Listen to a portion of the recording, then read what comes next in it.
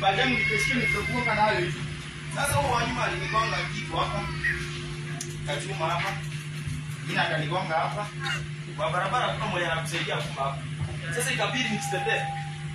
Sasa ikasema wewe sauti hata itoke. Nikaona mbona ukaanza kuingia kwa hiyo kuisha hapo chini. Sasa mwingine akafanya makosa akamfuata. Ulikuwa na chapa. Sio alipata na wapi. Tupigie Yesu makofi na mazuri. Nipatie climax ya ile wimbo, climax ya ile wimbo. Na tafadhali ni vizuri wafuate TikTok. Bwana Yesu asifiwe sana. Kwa ibada ile ya Rambe nitakuwa na TikTokers.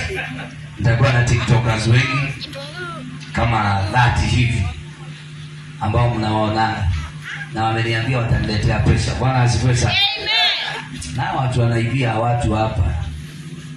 Wapigwe na radi. Wapigwe na radi. Nimeanzana nao leo.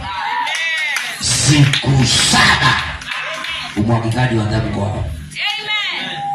Na kama uniamini utasikia. Hapo sasa. Tuendelee. Wimbo inasema shika kidogo. Wimbo unasema Mungu amejibu maombi. Climax. Ilikuwa chokora, Mungu akanijibu maombi. Wewe ulikuwa chokora wapi? Daraja 2 Kisitao, daraja 2 Kisitao. Kumbe ni machokora wako hapo. Ni neema ya Mungu. Ndio mwambie neema ya Mungu. Karibu. Tuipe ili tumsaidie kuipa pamoja. Karibu.